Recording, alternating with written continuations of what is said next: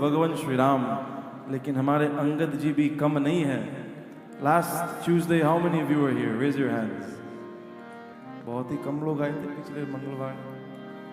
All of you are new devotees to Triveni Mandir. क्या बात करते हो। पूज्य पिताजी ने सुनाए हैं, Angad in the middle of Lankapati Ravan sabha, he placed his foot on the ground. सभा माझा पन करी पद रूपा, placing his foot on the ground, सबको चुनौती दिया, अगर तुझ में ताकत है तो मेरा पैर को हिलाओ। If you have strength, then move my foot. और मैं तुम्हें वचन देता हूं। At this exact moment, the entire सेना of भगवान श्री राम, स्वयं हमारे रघुनाथ जी मोड़ के वापस जाएंगे अयोध्या। प्रश्न उठता है, how can Angad give such a challenge? How can Angad say something like this? How can he place so much faith in his own strength that he will make such a promise? What if somebody manages to move his foot? तो भगवान श्री राम, प्राण जाए पर वचन न जाए। He will have to accept this promise made by Angad. He has made it in the Lord's name, and भगवान Shri Ram will have to return. लेकिन अंगद को पता है कि मेरे ऊपर रघुनाथ की कृपा। अच्छा, Ravan asked Angad in this same dialogue few चौपाइस पहले, he says, तुम्हारा नाम अंगद है, तुम्हारे पिताजी बाली है। I have heard that Ram is the one who killed your father. और आज जिन्होंने तुम्हारे पिताजी को मारे हैं उसी की सेवा कर रहे हो। You are serving the one who has killed your father. It's a valid question. प्रश्न उठता है, आप लोग पूछ सकते हैं। आज ध्यान से सुनिए रामचरितमानस की रहस्य कि भगवान श्री राम ने बाली को नहीं मारा।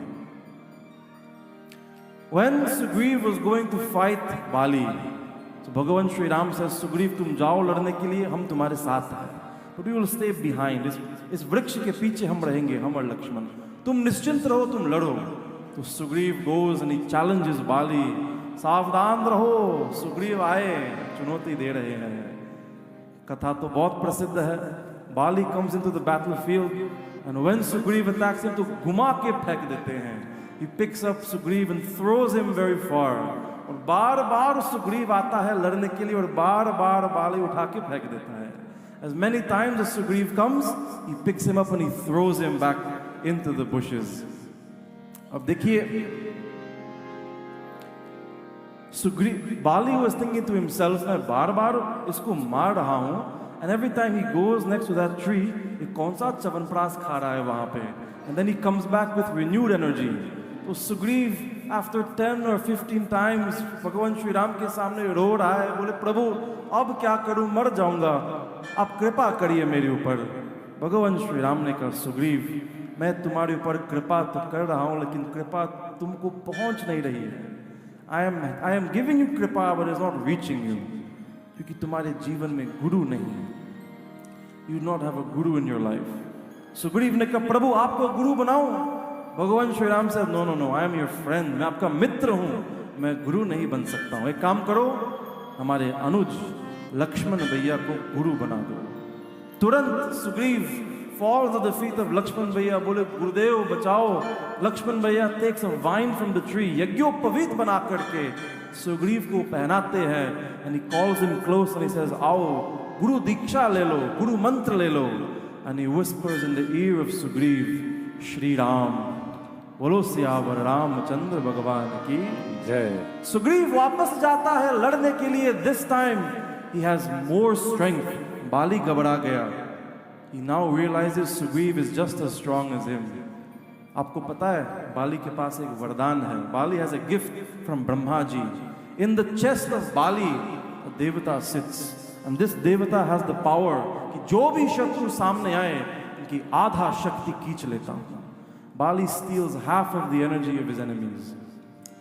When he sees that Sugriv has become energized with the blessings of Bhagavan Shri Ram, he says to his devata, इसकी आधा शक्ति खींच लो। भगवान श्री राम वृक्ष के पीछे देख रहे हैं। As he sees Sugriv is fighting, उनकी दिव्य दृष्टि से he sees this devata start to steal the power of Sugriv. भगवान श्री राम को क्रोध हो गया। ये क्या हो रहा है भैया? दोनों भैया आपस में लड़ रहे हैं, देवता की कौन सा काम है बीच में? अगर बाली के देवता बोल सकता है तो सुग्रीव के देवता भी बोल सकते हैं। सुग्रीव के देवता कौन है? भगवान श्री राम।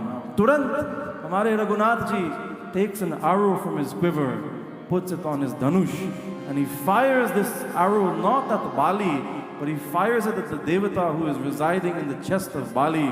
रघुनाथ के तीर देख करके देवता घबरा गया, and he rips open the chest of Bali and tries to run, and the arrow of Bhagavan Shri Ram pierces him and kills him, और Bali falls to the ground. बोलो सियावर रामचंद्र भगवान की। भगवान ने बाली को नहीं मारे, भगवान ने उस देवता को मारे, the one who was inside the chest of Bali. When Bali lying on the ground bows to Bhagavan Shri Ram, he says, प्रभु हमसे बहुत बड़ी गलती हो गई। भगवान श्री राम says, कोई बात नहीं, कुछ चाहिए वरदान मांगो। तो बाली says, कौन सा वरदान मांगू प्रभु? भगवान श्री राम says, मैं सुग्रीव का देवता हूँ, आपका देवता केवल मारना जानता है, लेकिन हम आपको जिंदा करना भी जानते हैं। I can bring you back to life. Bali says, Prabhu, if you bring me back to life when I am dying, will you be in front of me? भगवान says, इसका कोई गारंटी नहीं है। तो बाली says, प्रभु मरने दो, लेकिन मरने से पहले मैं आपसे एक निवेदन करना चाहता हूँ। मेरा एक ही पुत्र है Angad, please accept my son in your sharan. Please accept him as your sevak. Make him into your most powerful bhakta. भगवान श्री राम says, बाली, जिस सिंहासन को आप मांग रहे हो, मैं पहले हनुमान जी को दे चुका हूँ। Hanuman ji is already my most प्रिय भक्त। अंगद नंबर 2 हो सकते, नंबर 1 नहीं। Hanuman ji is number 1 in my life. लेकिन कोई बात नहीं, जैसे हनुमान जी हमारे सेवा करते हैं, वैसे अंगद जी लक्ष्मण की सेवा करेंगे। And I will make him a general in my army. सुन करके बाली खुश हो गए और प्राण छोड़ देते हैं। इसलिए गोस्वामी जी गाते हैं, बड़ भागी अंगद हनुमाना, बड़ भागी अंगद हनुमाना, चरण कमल चापति विधिना, चरण कमल चापति विधि जाना। बड़ भागी अंगद हनुमाना, बड़े भागी अंगद हनुमाना। क्या सौभाग्य है for अंगद जी और Hanuman ji. They reside at the feet of भगवान श्री राम। ऐसे सौभाग्य के लिए हम और आप तरसते हैं। अंगद कहता है, जिस निर्बल के ऊपर रघुनाथ जी का हाथ है, when the hand of भगवान Shri Ram is resting on your head, doesn't matter how weak you are, no one can move even your foot if it is planted in the ground. Angad gives this challenge to everyone. One by one they come and they fail to remove his foot from the ground.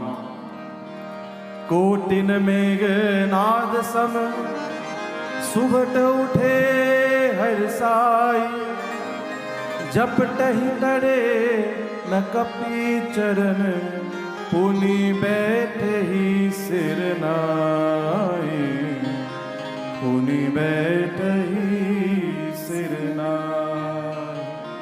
एक के बाद एक आए हैं, अंगद के पैर को हिला नहीं पाए। They could not even move his foot 1 inch. सबको देखने के बाद Ravana stands from his singhasan and he goes in front of Angad. As he goes in front of Angad, he drops to his knees, and as he is about to touch the foot of Angad ji, Tulsidas ji बहुत ही सुंदर चौपाई गाते हैं। आप सभी लोग राम से राम गाने के प्रयास करिए, इसी में आपका कल्याण है, शर्माओ मत।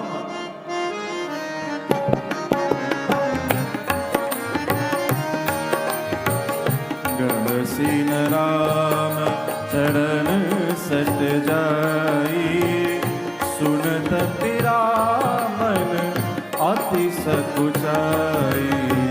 श्री राम जय राम, राम राम राम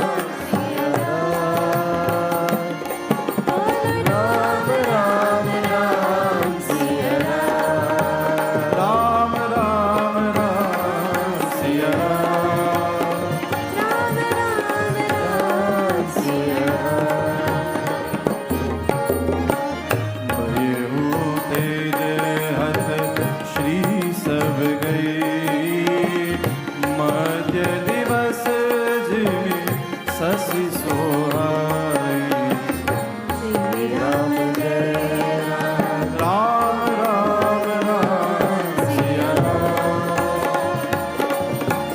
राम राम सिया राम बोलो राम राम राम सिया राम राम सिया अंगद कहते हैं, as soon as Ravana falls to his knees, as he outstretches his hands and he is about to touch the feet of Angad ji, तुरंत पैर पीछे किए हैं. He moves his foot back.